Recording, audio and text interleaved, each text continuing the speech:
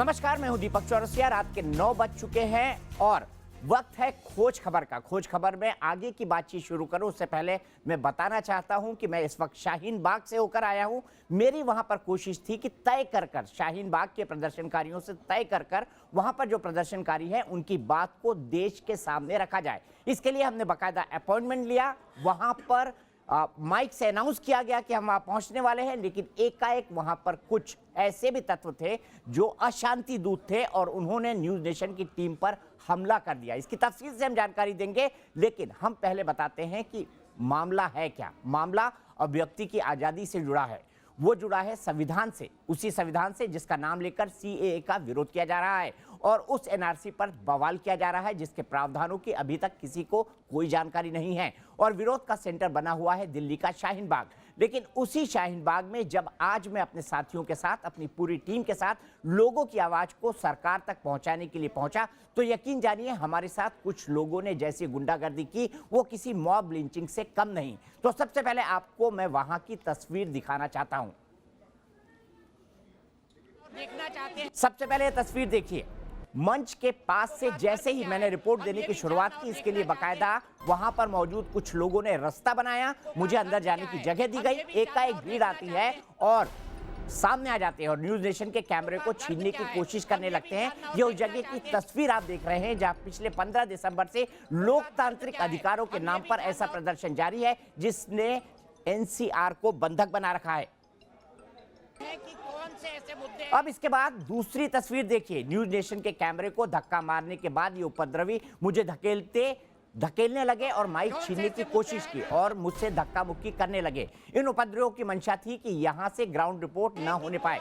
मेरे साथ news nation के कई सहयोगी भी थे। हम लोग जब तक सब कुछ समझ पाते तब तक उपद्रवी हिंसा पर उतारू हो गए। जिस मंच पर आजादी के नारे बुलंद किए जाते हैं, लोकतंत्र को बचाने की बात की जाती है, उसी मंच के पास अभिव्यक्ति की आजादी और न्यूज नेशन की टीम पर सीधा हमला किया गया। कि कौन से ऐसे मुद्दे हैं जिनको अब तीसरी तस्वीर देखने के बाद आपको उपद्रवियों की मंशा साफ नजर आएगी। ये किस तरह न्यूज नेशन को निशाना बनाने की फिराक में थे। उपद्रवियों की भीड़ अचानक मेरे ऊपर टूट पड़ती है। मैं कुछ समझ पाता तब तक एक हमलावर मेरे तरफ बढ़ता है और मुझे नीचे गिराने की कोशिश करता है।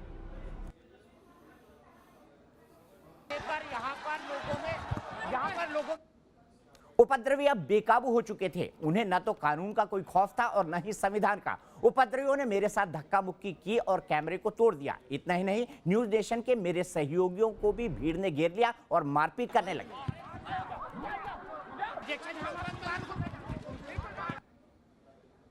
अब आपको पांचवी तस्वीर दिखाते हैं। उपद्रवियों के इस हंगामे में न्यूज नेशन के 2 वीडियो जर्नलिस्ट कमल और हरीश शर्मा के साथ भी धक्का मुक्की की गई, मारपीट की गई। इस वजह से हमारे दोनों कैमरामैन जख्मी हैं और इस वक्त ट्रॉमा सेंटर के अंदर अपना मेडिकल करा रहे हैं। इस तस्वीर में हमारे न्यूज नेशन के कैमरामैन हरीश को किस तरह भीड़ ने घेर रखा है और किस तरह से उससे कैमरा छीनने की कोशिश हो रही है और उनके साथ धक्का मुक्की की जा रही है, ये आप साफ साफ देख सकते हैं। इसके बाद हमारा कैमरा एक अभी तक नहीं मिल पाया है, दूसरा पूरी तरह से टूट गया है, पूरी तरह से बर्बाद हो गया है। बाद में लगभग 1 किलोमीटर का फासला है जो धरना स्थल है से लेकर बाहर पुलिस की बैरिकेडिंग तक जाता है, वो गलियों से गुजर कर जाता है और लगभग 500 लोगों की भीड़ हमारे पीछे चलती रही और बार बार हमें मारा जाता रहा। और साथ ही साथ मेरे 2 कैमरामैन को उनकी फुटेज देखने के लिए बंधक बनाने की एक बेसमेंट के अंदर कोशिश की गई, जिसकी पूरी की पूरी पुलिस कंप्लेन हमने शाहीन बाग पुलिस स्टेशन के अंदर की है।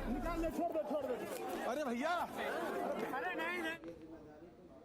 तस्वीरें आपने देख ली, लेकिन हम ये समझने में नाकाम है कि जो लोग संविधान का नाम लेकर सीएए का विरोध कर रहे हैं, संविधान का नाम लेकर विरोध को अपना अधिकार बता रहे हैं, वही लोग सरेआम कानून की धज्जियां उड़ाने पर क्यों तुले हैं।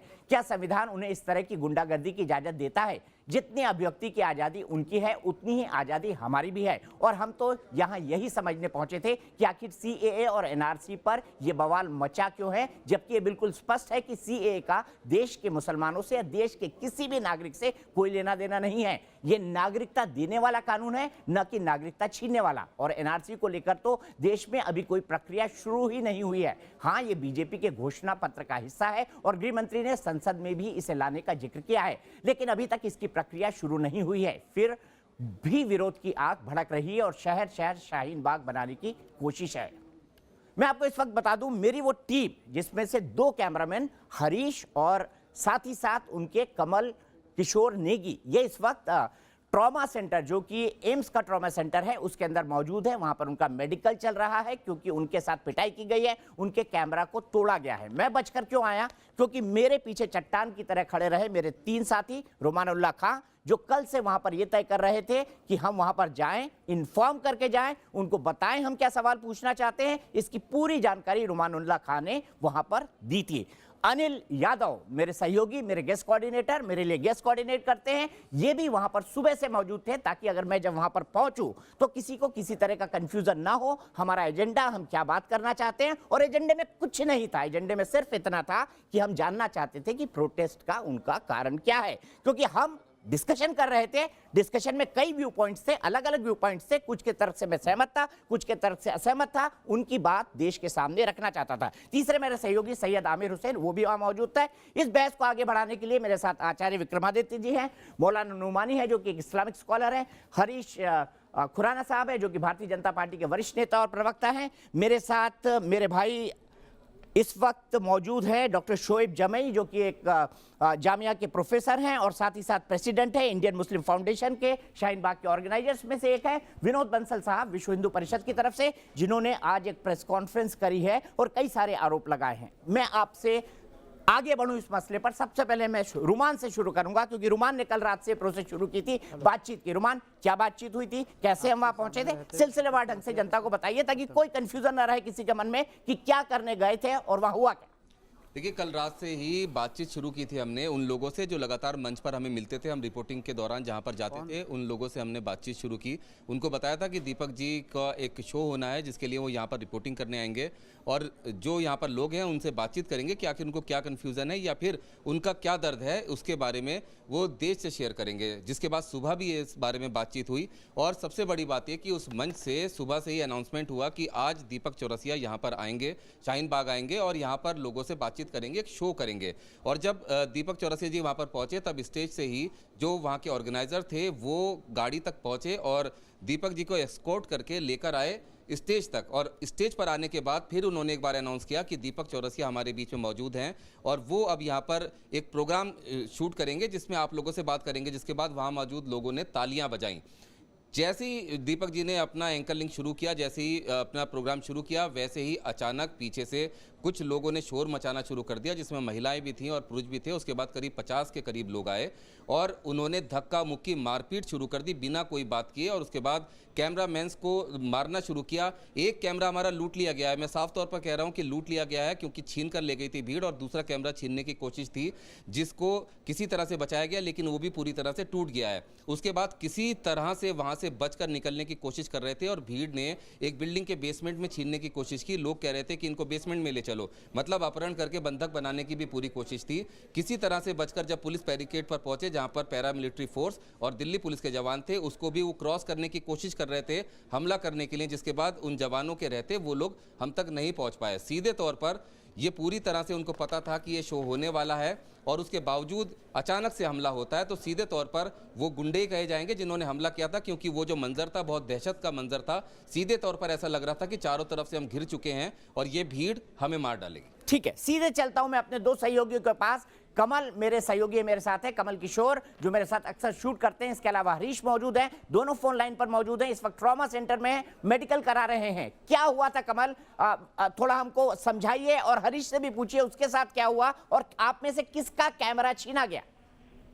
देखिए सर, जैसा कि आपका कैमरा जो है वो मैं कर रहा था। जैसे हमने शुरू किया, जैसे हमने अपना प्रोग्राम शुरू किया, प्रोग्राम शुरू करते ही 30 सेकंड हुए होंगे, 30 सेकंड में भीड़ ने हंगामा करना शुरू कर दिया और मुझे पीछे से मारना शुरू कर दिया और मेरा कैमरा जो है छीन लिया गया। और मेरा कैमरा छीनने के बाद जब मैंने कोशिश करी कि मैं अपना कैमरा को बचाऊं, लेकिन क्योंकि भीड़ इतनी ज्यादा थी और उसके बाद जब मैं अपना कैमरा बचा के ले जा रहा था तो उन्होंने मुझसे कहा कि तुमने अपने मोबाइल से भी, क्योंकि मेरे हाथ में मोबाइल था, तो उन्होंने कहा कि तुमने अपने मोबाइल से भी वीडियो बनाया है और मोबाइल से वीडियो बना, मोबाइल हमें दो। ये जो आप क्लिप जो चलती हुई देख रहे हैं ये मेरे मोबाइल की ही क्लिप जो है। इसके बाद मैं वहां से भागा हूं और भागने के बाद सीआरपीएफ की वहां एक गाड़ी खड़ी थी, जिसमें सीआरपीएफ जवान जो वहां पर तैनात हैं, और उनकी गाड़ी में छुपकर मैंने अपनी जान बचाई है। और तकरीबन 10 मिनट तक तकरीबन मैं भागा हूं और भीड़ मेरे पीछे थी। और किस तरह से मतलब ये ऐसा मंजर था जिसको बताना शब्दों में वो हम मतलब बड़ा इतना आसान नहीं है। ठीक है, मैं हरीश के पास जाऊंगा। कमल, मैं आपको यहीं रोकूंगा। कैमरा आपका छिना है या हरीश का छिना है? मैं हरीश के पास भी जाऊं, उससे पहले समझना चाहता हूं आप में से किसका कैमरा छिना है और कैसे छीना गया उसको। देखिए सर, मैं क्योंकि मेरा कैमरा भी छीन लिया गया था, लेकिन मेरा कैमरा किसी तरह बच गया। हरीश का जो कैमरा था, हरीश का कैमरे को तो वो लोग पूरा छीन के ले गए, क्योंकि मेरे पास जो है हमारे न्यूज एशियन के जो सहयोगी हैं वो थे। और उसके बाद मेरे कैमरे की उन्होंने एलसीडी तोड़ी, मेरे कैमरे की जो लाइट उसमें लगी थी लाइट तोड़ी, लेकिन किसी तरीके से वो कैमरा हमारा एक कैमरा जो है लेकिन काफी डैमेज हालत में है, वो अभी वर्किंग कंडीशन में नहीं है। लगभग कह सकते हैं कि वो वर्किंग कंडीशन में नहीं है। और लेकिन एक कैमरा जो भीड़ हमसे छीन कर ले गई, वो अभी वो एक तरीके से जैसा अभी रुमान ने कहा था कि हमसे छीन लिया गया। हरीश, तो आपके साथ क्या हुआ? सर मेरे साथ ये हुआ, मैं कटवेज पे था और जब मैं अलग अलग पोजीशन पे जाके शॉट्स बना रहा था तो बार बार मुझे कोई धक्का मार रहा था और एक दो लोगों ने लातें मारी। वहां विरोध किया गया, हम लोगों को बाहर घसीटा गया, बकायदा खींचा गया है कॉलर पकड़ के, हाथ पकड़ के। और जब हमारे साथियों ने हमें बचाने की कोशिश की तो उनको भी लात घूंसे मारे गए। इस पोजीशन में हम लोगों को वहां से बाहर तक लाया गया, हमारा कैमरा छीना, कैमरा तोड़ा बकायदा, उसका पूरा हैंडल उन लोगों ने तोड़ दिया और उसको लूट लिया कैमरे को। और जब उन्होंने कैमरा लूट लिया अपने पास तो हमारी चिप भी उन्हीं के पास थी, जो शॉट्स हम और भी जो हमारे पास विजुअल थे हम नहीं दिखा पा रहे उनको। ठीक है हरीश, मैं समझ सकता हूं, मुझे पता है आपको थोड़ी चोट लगी है। डॉक्टर क्या कह रहे हैं आपको? कोई चिंता वाली बात तो नहीं है? क्योंकि आपके सभी साथी न्यूज रूम में चिंतित हैं। मेरे पास देश भर से फोन आ रहे हैं, वो जानने की कोशिश कर रहे हैं क्योंकि उनको पता है हमारे कैमरा छीन लिए गए हैं। आप कंफर्टेबल महसूस कर रहे हैं हरीश अभी? सर अभी चिंता वाली ज्यादा बात नहीं है, लेकिन पैर में हल्का सा मांस फटा है, जो डॉक्टर ने कहा है कि 1 हफ्ते में ठीक हो जाएगा, आपको जेल और गर्म पट्टी लगाना पड़ेगा। और उन्होंने पेन किलर्स दिए है क्योंकि पूरी बॉडी में पेन है, जो लात घूंसे पड़े हैं उनकी वजह से पूरी बॉडी में पेन है, सर में दर्द है, पीठ में दर्द है और हाथ में पूरा दर्द है। जिस मेरे हाथ में कैमरा था उस हाथ में बहुत दर्द है क्योंकि मेरे हाथ से ही उन्होंने कैमरा छीना और पूरा। हरीश, आप 1 मिनट लाइन पर बने रहिए। मैं इसी सवाल को लेकर डॉक्टर शोएब जमई के पास जाता हूं। शोएब जमई साहब, लोकतंत्र भी बच गया, संविधान भी बच गया, सब कुछ बच गया, बस एक कैमरामैन के हाथ पांव में इतना दर्द है कि वो जो है अगले हफ्ते 1 हफ्ते पेन किलर खाएगा, मांस उसका कई जगह से फट गया है। आपको लगता है प्रजातंत्र बच गया, देश बच गया, सब कुछ बच गया? नहीं, बिल्कुल बहुत निंदनीय है। और मैं इस घटना की जितनी कड़े शब्दों में निंदा हो सकती है मैं करता हूं। और शाहीन बाग के आंदोलन के जितने भी लोग हैं उनकी तरफ से माजरत भी चाहता हूं कि ऐसी घटना नहीं घटनी चाहिए थी। लेकिन मेरी गुजारिश ये भी थी कि जो टीम वहां आ रही है वो कम से कम कोऑर्डिनेट करके आप आए। मैं 1 मिनट करेक्ट कर दूं शोएब भाई। शोएब रोमान आप विनोद भाई मैं ये पूछना चाहता हूँ, आखिरकार क्या इनसे पूछ के जाना होगा? क्या पाकिस्तान है वो? नहीं, इसका जब पाकिस्तान है वहाँ पर जब आपको पूछ के जाएगा वो पत्रकार, इसका नहीं। एक देश का वरिष्ठतम पत्रकार भाई, देश का एक जवाब मैं देना। विनोद भाई 1 मिनट, हम बहस को दूसरी तरफ न ले जाए। विनोद भाई 1 मिनट रिक्वेस्ट है। अनिल डॉक्टर साहब का जवाब मैं देना चाहता हूं। डॉक्टर शोएब जमई, मैं आपका जवाब दे दूं। हमने कल से बात की हुई थी दीपक सर के आने से पहले, 3 घंटे पहले, हम बल्कि 5 घंटे पहले थे, पहले 3 घंटे पहले अनाउंसमेंट हुई कि दीपक चौरसिया जी न्यूज नेशन से कंसल्टिंग एडिटर यहाँ पे शो करने आ रहे हैं। पहली अनाउंसमेंट हुई, 2 घंटे बाद दोबारा अनाउंसमेंट हुई कि दीपक चौरसिया जी आने वाले हैं। 1 घंटे बाद दीपक चौरसिया जी आने वाले हैं। फिर 3 घंटे बाद अनाउंसमेंट हुई कि दीपक चौरसिया जी आने वाले हैं, वो शो करेंगे। फिर दीपक सर जब मंच पे पहुंच चुके थे, मंच के पास पहुंच चुके थे, तालियां बजी, 90% लोगों ने हाथ उठाकर तालियां बजाकर स्वागत किया। आप कह रहे परमिशन, इसके बाद आपकी परमिशन की कोई जरूरत नहीं थी, वहां पे हम परमिशन ऑलरेडी ले चुके थे।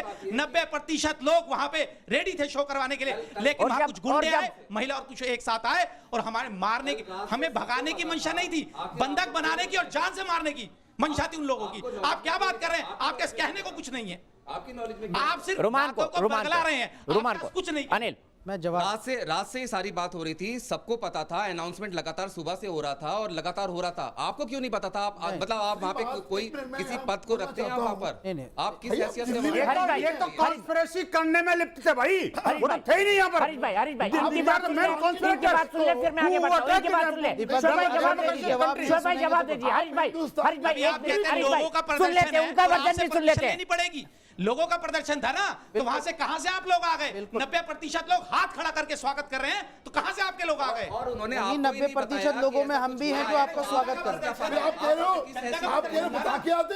मैं जवाब दे दूं? आप बताइए क्या कार्रवाई करेंगे? आप मुझे तो करेगा आपने अब तक क्या कार्रवाई करी? आप जवाब चलिए एक मिनट, थोड़ा शांत,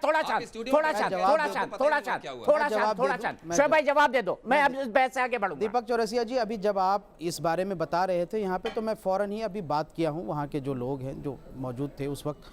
उन्होंने कहा कि दीपक चौरसिया जी आए, मंच से ऐलान हुआ और सारे लोग बिल्कुल स्वागत किए उनका, बाकायदा आपने खुद कहा कि तालियां बजा के स्वागत किया गया। लेकिन सवाल ये उठता है कि जब सारे लोग वहाँ तैयार थे, आप रिपोर्टिंग कर रहे थे, मैंने विजुअल भी देखा है इसमें, लेकिन वो कौन लोग थे जो अचानक से एक मॉब भाई आप उसके ऑर्गेनाइजर हैं, आप जवाब जवाब दीजिए। हमला आप जवाब दीजिए भाई, हमला तो आपके लोगों ने किया ना। मैं बता देता हूँ, किया? नहीं दे रहे, पत्रकारों को नहीं दे रहे आप। मैं बता देता हूँ, मैं बता तुरंत क्यों नहीं कॉल किया? आपका गुंडे वहां पर क्यों पत्रकारों पर हमला कर रहे थे? जो लोग जो उस वक्त मौजूद थे उन्होंने मुझे अभी जानकारी दी है। अरे वो जो मौजूद हैं वहाँ पे, उन्होंने मुझे अभी जानकारी दी है कि उन लोगों का शाहीन बाग आंदोलन से कोई लेना देना नहीं है। ये बाहरी ये गलत बात है, ये गलत बात है। मैं नहीं मानता। और शोएब जमाई जी, मैं चलता हूँ फैजुल हसन के पास, ये एक्स प्रेसिडेंट है एमयू के। देखिए आप में भी एक घड़ा ऐसा है जो कितना कट्टरपंथी है, जो देश तोड़ने का दावा कर रहा है। सबसे पहले मैं चाहूंगा कि फैजुल की कल रात की बाइट दिखा जाए, उसके बाद मैं फैजुल के पास चलता हूं। और मैं ये बताना चाहता हूं कि इस देश के बारे में ऐसी बात करने की हिम्मत किसी के माई की लाल की नहीं है, और किसी के माई की लाल की इतनी भी हिम्मत नहीं है, चाहे वो बीजेपी का हो, कांग्रेस का हो, कम्युनिस्ट हो, आपका हो, किसी भी राजनीतिक पार्टी का हो, कि इस देश को तोड़ सके। पहले सुनते हैं क्या कहा है फैजुल ने। जो योगी आदित्यनाथ ने आज बयान दिया है कि मैं वो हालत कर दूंगा कि 7 पुश्तें आपकी जो है परेशान हो जाएंगी, कि जो लोग CNRC के खिलाफ प्रोटेस्ट करते हुए और यहाँ पर तोड़फोड़ किया गया। तो सब्र की अगर सीमा अगर सबसे ज्यादा देखना है, सब्र देखना है दुनिया में कहीं, तो हिंदुस्तानी मुसलमानों का सब्र देखिए। आकर के 47 से बाद 2020 तक ये सब्र है जो मुसलमान कर रहे हैं। कभी कोशिश नहीं किया कि हिंदुस्तान टूट जाए, वरना रोक नहीं पाएंगे। हम वो कौम से हैं, अगर हम बर्बाद करने पाएंगे तो छोड़ेंगे नहीं, किसी भी देश को खत्म कर देंगे। इतना गुस्सा है, इतने जज्बात होते हैं, लेकिन कभी नहीं चाहते कि अपना मुल्क को बचाने के लिए हमने लड़ा है, अपने गले को कटवाया है इस मुल्क को, तो हमेशा बचाने की कोशिश करेंगे।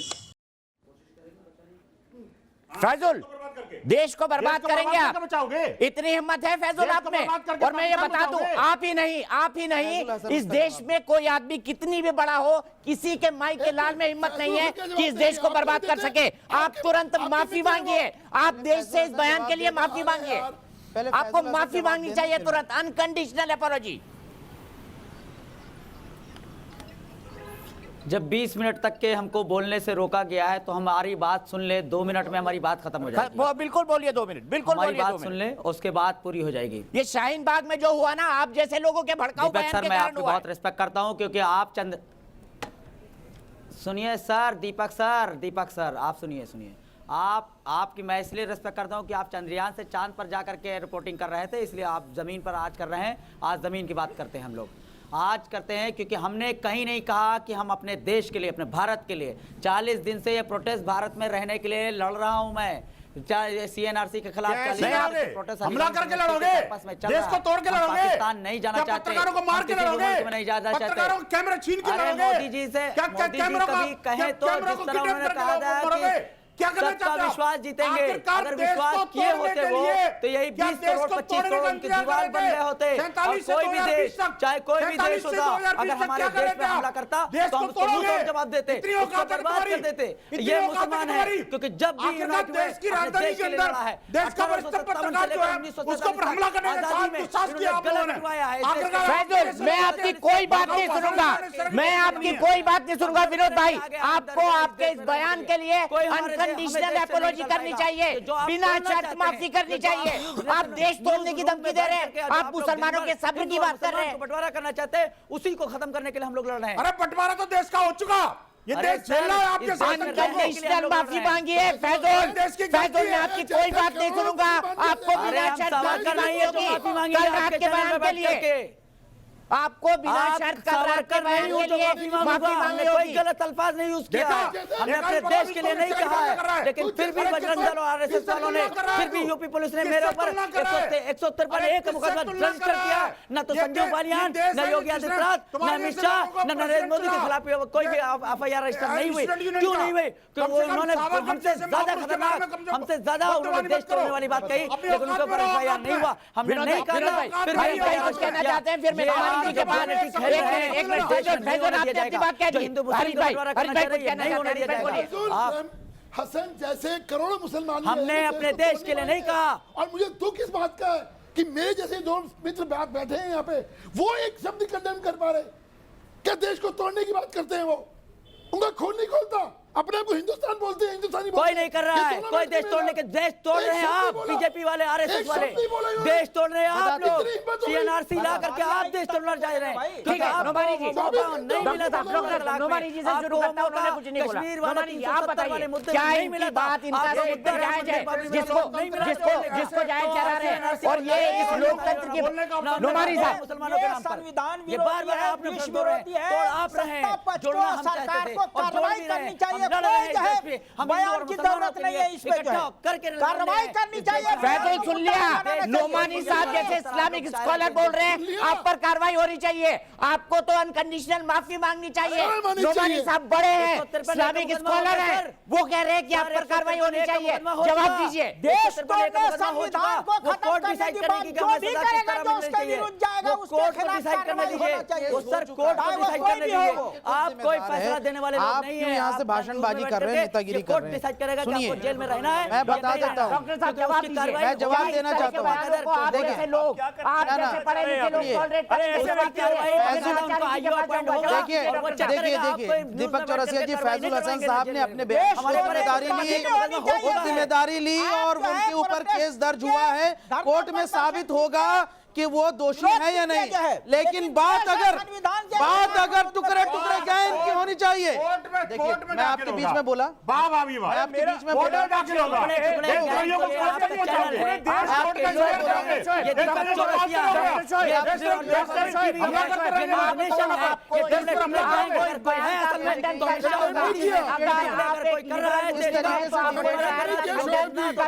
इस तरीके से डिबेट। देखिए मैं विधायक उनके मंत्री सांसद कर रहे हैं, देश देख रहा है इस वक्त कि मुझे बताइए यहाँ बैठे हुए दीपक चौरसिया और उनके तमाम टीम, आप मुझे क्या 20 सेकंड आतंकवादी दीजिए, है? मैं चुप हो क्या जाऊंगा। देश के गुंडे दिखाई देते हैं आपको? दीपक जी, किसी जगह पर मुझे 20 सेकंड कोई दीजिए, बात फिर मैं चुप हो जाऊंगा। ठीक है, मैं वादा करता हूं। ये बात खत्म करेंगे उसके बाद। मेरी बात बताइए, पूरा देश मैं वादा करता हूं आपसे। जमाई 2 मिनट चुप हो, जमाई आपको बोलने का अधिकार नहीं है इस वक्त, सबक शर्म आनी चाहिए आपको। मुझे बोलने का, दीपक चौरसिया जी मुझे बोलने का अधिकार है। मुझे बताइए इस देश देखिए ये मुझे बोलने का अधिकार नहीं है। क्यों नहीं बोलेंगे? 90% फैजुल हसन साहब, ये हमें और आपको बोलने का अधिकार नहीं है।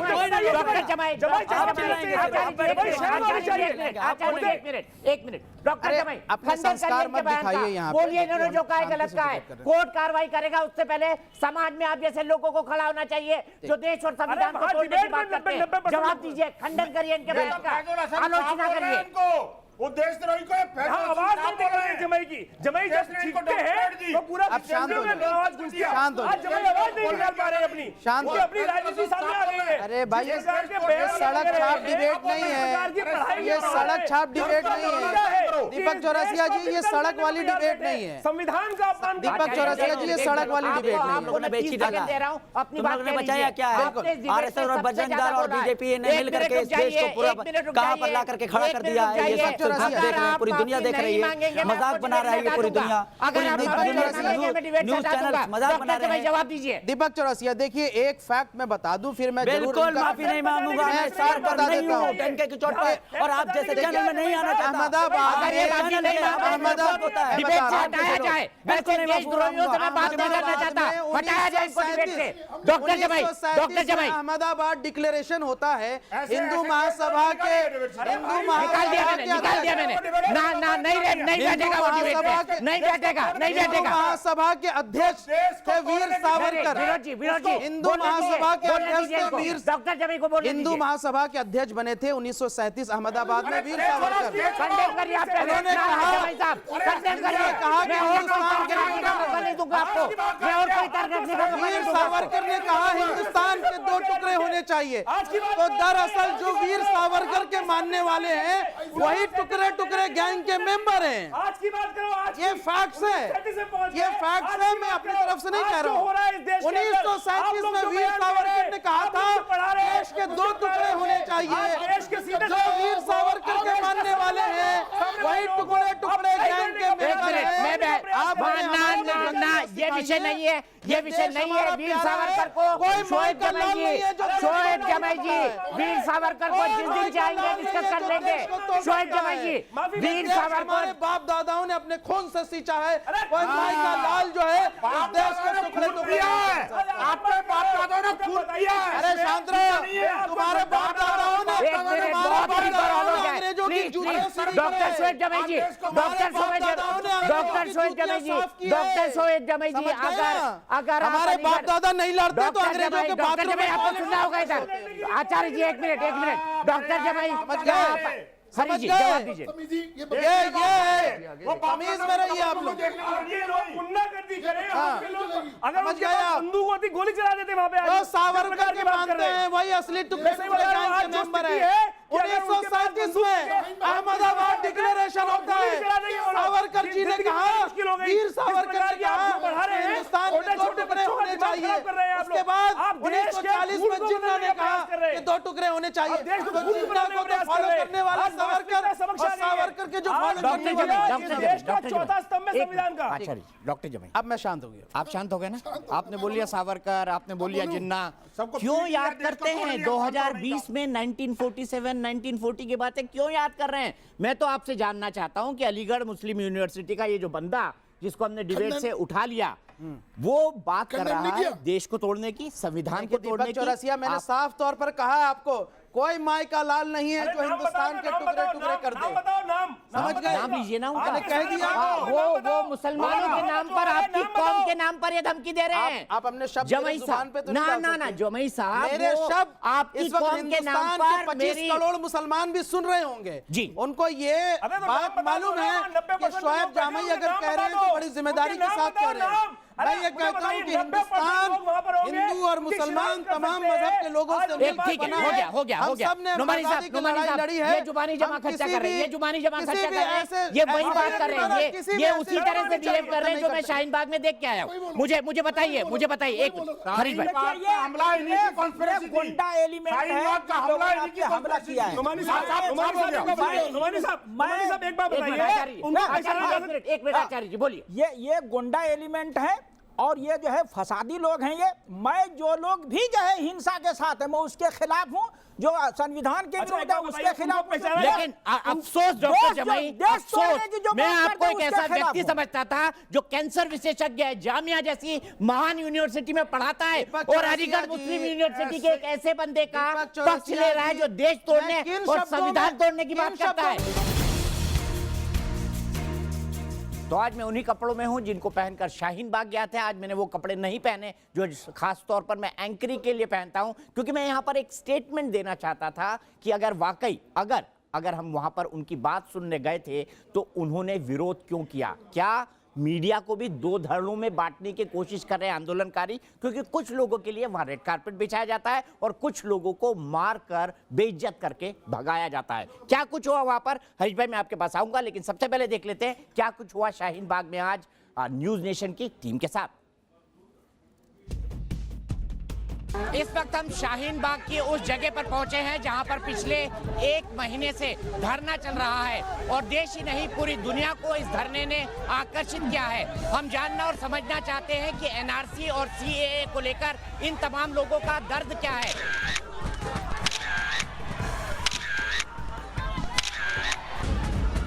जिस सीएए और एनआरसी पर पिछले 42 दिन से शाहीन बाग की सड़क को बंधक बनाकर रखा गया है, उस पर बोलने की बारी आई तो प्रदर्शनकारियों में शामिल एक झुंड ने अपना असली चेहरा दुनिया के सामने रख दिया। यहाँ पर लोगों में ऑब्जेक्शन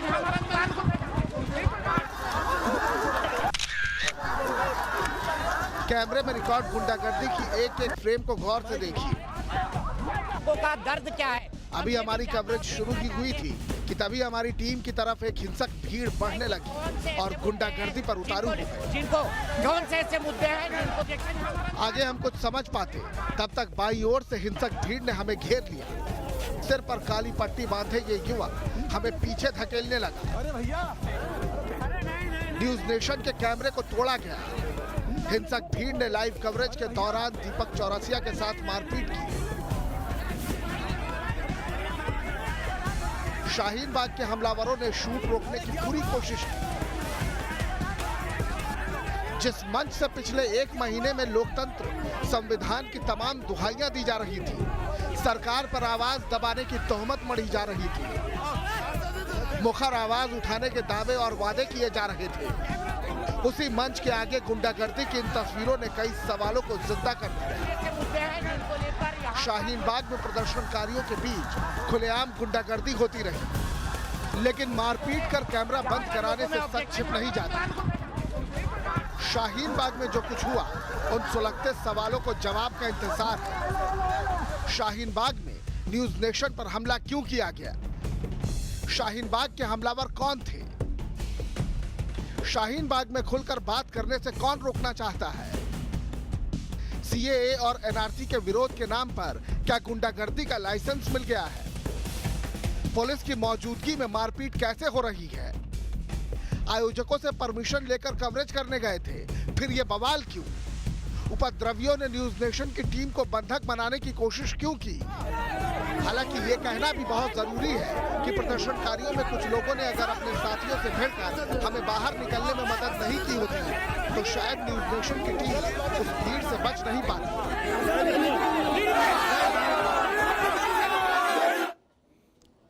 मैंने हर बार इसको डिफेंड करने का डॉक्टर शोएब जमी को मौका दिया, लेकिन विनोद बंसल जी, फिर हरीश खुराना। देखिए, मैं बड़ी जिम्मेदारी के साथ आपका जो सारा वीडियो देखा और जो ड्रामा मैंने सुना, उस सबको लेकर के बिल्कुल क्लियर कट कॉन्स्पिरेसी है इसमें। और ये देख रहा हूं कि ये जो प्रदर्शन की आड़ में कुछ ना कुछ इंटरनली जो गोरख धंधा चल रहा है, उस गोरख धंधे को छुपाने का प्रयास किया गया था। देखिए, जिस तरह से आपने वर्णन किया कि पहले आपका वेलकम किया गया, तालियां भी बजाई गई और आपने अफसोस शुरू भी कर दिया, उसके बावजूद तो अचानक हमला किया। इसका मतलब आपके कैमरे की नजर कहीं ना कहीं ऐसी जगह जाने की उनको आशंका थी जहां पर कुछ ना कुछ घटित होना था। नहीं, आपको नहीं होगा। मैं साफ कर रहा हूं, ये कहीं ना कहीं इनको डर था, ऐसे आयोजकों को डर था कि कहीं ना कहीं हमारा गोरख धंधा कहीं एक्सप्लोर न हो जाए। नहीं तो मुझे बताइए ना, कौन थे ना आपके आयोजक थे ना जी, उनके लिए नहीं करा मैं, कैमरा जा सकता था, इसलिए इनको डर था। ये आयोजक जो है ना, इन लोगों की वजह से ये आयोजक जो है ना, ये आयोजक जो थे, इनकी कॉन्स्पिरेसी थी, ये बात प्रायोजित गुंडे थे, इन्होंने हमला किया। सबसे पहले भारतीय जनता पार्टी के प्रवक्ता होने के नाते मैं इस जो आज हमला हुआ है उसकी कड़े शब्दों में घोर निंदा करता हूं। दूसरी बात, जो शाहीन बाग में हो क्या रहा, अभी भाई साहब बैठे हुए हैं, कह रहे हैं कि आपने परमिशन क्यों नहीं ली? शाहीन बाग क्या पाकिस्तान के अंदर है जो परमिशन लेनी पड़ेगी? जवाब ये दीजिए। दिल्ली के अंदर आप बैठे हुए हैं, एक कार्यक्रम करना है आपने, हमें परमिशन लेनी पड़ेगी? ये तो कहते हैं मेरा मेरे बाप का, जब देश इनके बाप ने बनाया है तो आपको तो रहने का अधिकार नहीं है। ये तो इस बात को कह रहे हैं, इस बात में बहुत बहुत शुक्रिया, आपने मान लिया, थैंक यू। मोदी जी को गाली, हमें चाहिए जिन्ना वाली आजादी। ये आजादी जितने बाप है ना तुम्हारे, सब विदा हो चुके हैं जैसे। गलत कभी मत रहना, जितने बाप थे वो आज एक भी नहीं है तुम्हारा, न बाबर है, न अकबर है, न औरंगजेब है, न हुमायूं है। माफ कीजिएगा हरीश भाई, मैं जिम्मेदारी के साथ कह रहा हूं कि कपिल मिश्रा के उस बयान से मैं सहमत नहीं हूं। हालांकि इस बात से मैं आहत हूं, मेरे साथ जो कुछ हुआ आचार्य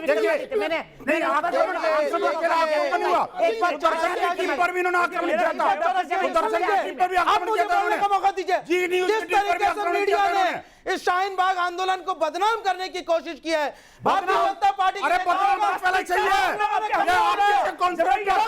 आपके जैसे लोग जो बार-बार हमला कर रहे हैं, शर्म करो, मौलाना, शर्म करो, कम से कम बाहर करो। देश का ये लोकतंत्र आप जैसे आक्रमणकारियों को झेल रहा है। शर्म करनी चाहिए आपको। आप लोगों को अरे शर्म करो, आप नहीं कर रहे। डॉक्टर जमाई, एक मिनट, मैं एक बात कहना चाहता हूँ, मैं एक बात कहना चाहता हूँ, शाहीन बाग सुनिए डॉक्टर जमाई, सिर्फ बात नहीं बोलेंगे, सुनिए मेरी बात।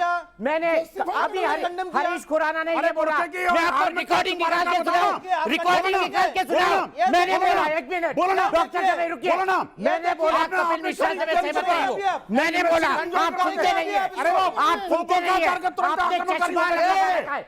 ये बुर्के की आड़ में क्या हो रहा है बताइए जरा। इसके अंदर मुझे बात समझ में नहीं आ रहा है कि क्या पढ़ाया जा रहा है। आप मुझे दीपक चौरसिया जैसे व्यक्ति आज इस देश के अंदर अरे दूसरे के कोई और नहीं है, मीडिया के माध्यम से लोगों को जागरूक करने का ये महिलाओं का आपने अपमान किया, तलाक हलाला के नाम पर no free for all, please Vinod ji. देखिए दीपक चौरसिया, ये संस्कार बीजेपी और आरएसएस के हैं। डॉक्टर जमाई, अरे आप ज्यादा संस्कार है, डिबेट के अंदर आपके किसी के नहीं, मैं किसी जिम्मेदारी से भी नहीं जानती तुम लोगों को। जिम्मेदारी है, वहाँ क्या हो रहा है? डॉक्टर जमाई, एक मिनट, मेरी बात निकाल कर इनको सुनाइए, मेरी वो रिकॉर्डिंग निकाल कर सुनाइए जिसमें मैंने कहा कि कपिल मिश्रा को ऐसा नहीं कहना चाहिए था। प्लीज उस रिकॉर्डिंग को निकालिए, सुनाइए इनको। नोमानी साहब, क्या डॉक्टर जमाई जिस पेस पे बात सुने बिना जो काउंटर कर रहे हैं, क्या वो चीजों को सही दिशा में ले जा रहा है? आप सबसे बड़े इस्लामिक स्कॉलर हैं, मैं आपसे बेहतर व्यक्ति किसी को नहीं मानता, इसीलिए मैं हमेशा आपको अपनी डिबेट में बिठाता हूं। क्या ये चीजें गलत दिशा में नहीं जा रही हैं? क्या इस वक्त सोचकर, बैठकर, गंभीरता से विचार करने की जरूरत नहीं है?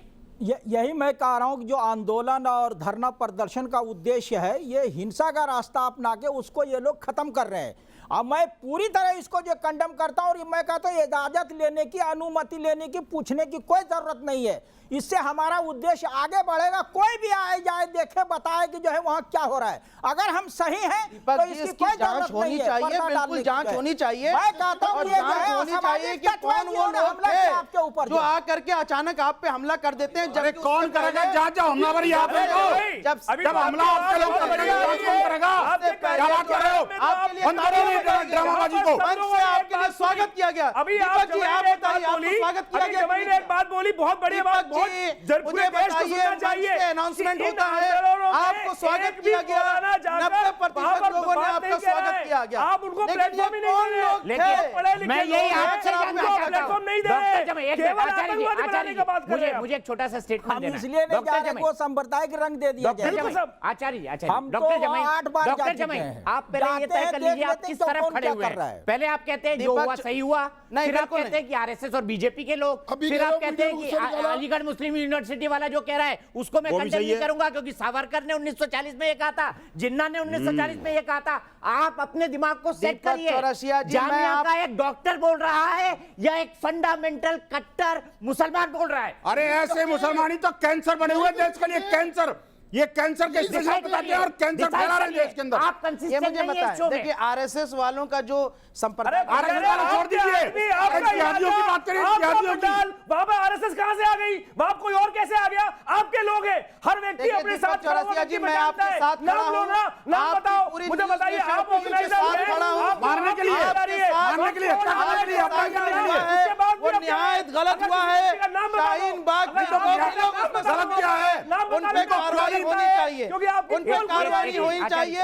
अति निंदनीय और बहुत ज्यादा गलत बात है। ऐसा हम बिल्कुल भी नहीं चाहते हैं और ना ही किसी मीडिया के ऊपर किसी को हाथ उठाने की इजाजत है। शाहीन बाग क्या नाम बताइए, ये उपद्रवी तत्व है, ये उपद्रवी तत्व है।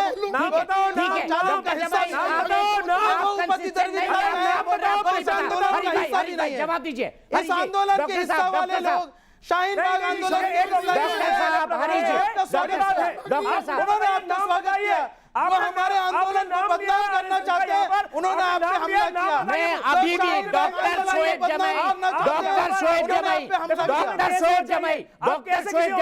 मैं अभी भी यहाँ पर नेशनल टेलीविजन पर कहता हूँ कि मैं अभी भी शाहीन बाग जाने को तैयार हूँ। आप जिम्मेदारी लीजिए, मैं जिम्मेदारी ले रहा हूं, चलिए, मैं जिम्मेदारी ले रहा हूं, पूरी निष्पक्षता के साथ जिम्मेदारी ले रहा हूं।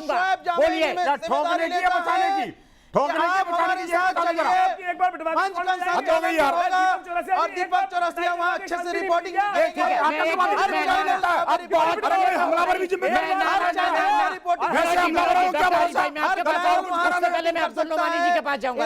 मैं गारंटी लेता हूँ और मैं समझता हूँ कि जो इस आंदोलन को बदनाम करना चाहते हैं वही लोग मीडिया कर्मी पे जमाई साहब, आचार्य नोमानी साहब, एक मिनट, सबसे वरिष्ठ आदमी हमारे सामने बैठे, हमको सम्मान करना चाहिए। नोमानी जी, मौलाना साहब बताइए, इस पूरी बहस को सुनने के बाद आज आप जैसे व्यक्ति को क्या महसूस हो रहा है? देखिए, मैंने कई बार लिखा भी, मेरे खिलाफ भी इस तरह के लोग जो है हमें तो कह देते हैं ये आरएसएस के दलाल है। देखिए, यहाँ जो एक बड़ी बात आई है, मैं चूंकि विनोद साहब को भी मालूम है, मैं आरएसएस और हिंदू महासभा का बहुत बड़ा विरोधी हूँ, लेकिन मैं इसका खंडन करता हूँ कि संघ ने या सावरकर ने, आप क्यों नहीं गए? आप क्यों नहीं गए? आचार्य जी प्लीज, अरे सुनिए, आप क्यों नहीं गए?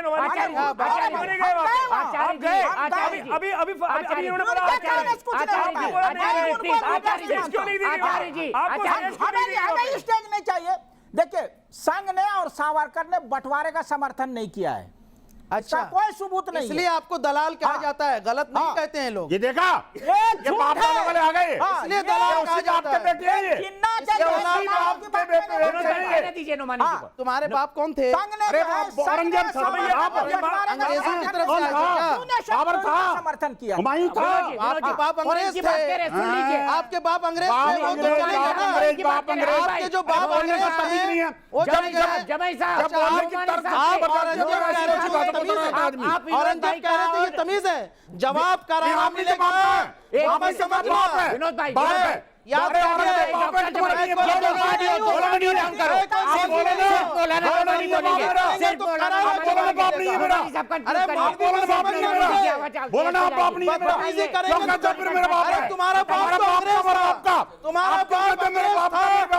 चला गया है, शर्म करो, शर्म करो।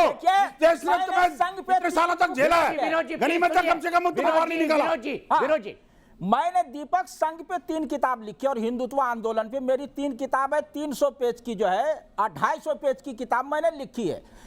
सावरकर ने टू नेशन थ्योरी का समर्थन किया था, लेकिन उन्होंने बंटवारे का समर्थन नहीं किया था। ये बिल्कुल झूठ। टू नेशन थ्योरी क्या था भाई? नहीं, 1937 में, आपको मैं बता देता हूं, पता नहीं आपको। अरे हम ज्यादा नहीं जानते हैं, ज्यादा बड़े विद्वान है। 1937 में ये डिक्लेरेशन, ये हमलावर विद्वान है, ये वो विद्वान है जो हमला कर रहे हैं, ये वो विद्वान है जो हमले की, अहमदाबाद डिक्लेरेशन, ये वो विद्वान है हमले की। अहमदाबाद डिक्लेरेशन क्या है? अहमदाबाद में सावरकर ने कहा कि हिंदुस्तान के 2 टुकड़े होने चाहिए। सब लोगों को यहाँ पर रोकूंगा। मौलाना नोमानी टू नेशन थ्योरी पर एक अलग बात कर रहे हैं। के 2 टुकड़े नहीं होते। अरे भाई, टू नेशन थ्योरी क्या था? कि नोमानी साहब, अंग्रेजी आती है आपको? बिल्कुल अंग्रेजी आती है। टू नेशन थ्योरी का मतलब क्या है? नोमानी साहब, क्या मतलब है टू नेशन थ्योरी का मतलब है डॉक्टर जमाई, क्या लगे? डॉक्टर जमाई, मैं दोनों को रोकूंगा। सबके ऑडियो डाउन किए जाए, सबके ऑडियो डाउन किए जाए। मैं सिर्फ इतना कहना चाहूंगा कि न्यूज नेशन चैनल और उसकी टीम निष्पक्षता की पत्रकारिता करती है। अगर हम एक का पक्ष रखते हैं तो तर्क के साथ उसको काउंटर भी करते हैं और दूसरे का भी पक्ष रखते हैं, ताकि दोनों पक्ष आमने सामने आ सके। इसी कोशिश में मैं शाहीन बाग गया था, क्योंकि यहाँ पर मैं दोनों पक्षों से लगातार बात कर रहा था और मुझे लगा कि जो एपिक सेंटर है वहां के लोगों की बात भी जनता के सामने आनी चाहिए। जो कुछ हुआ वो सब आपके सामने है। मैं आपको ये भी बता दूं, कपिल मिश्रा ने जो कुछ कहा, नोमानी साहब, कपिल मिश्रा ने जो कुछ कहा, मैं उसके बिल्कुल खिलाफ हूं। शाहीन बाग इस देश में है, उसे मिनी पाकिस्तान बिल्कुल नहीं कहा जाना चाहिए। मैं पूरी तरह से कंडेम करता हूं इस बात को जो एएमयू के अध्यक्ष ने कहा। और मैं अंत में सिर्फ इतना ही कहना चाहूंगा कि चाहे कुछ भी हो जाए, जान पर खेलकर न्यूज नेशन की टीम यह निष्पक्ष पत्रकारिता करती रहेगी। आप जाइए और बिल्कुल रिपोर्टिंग कीजिए आजादी से।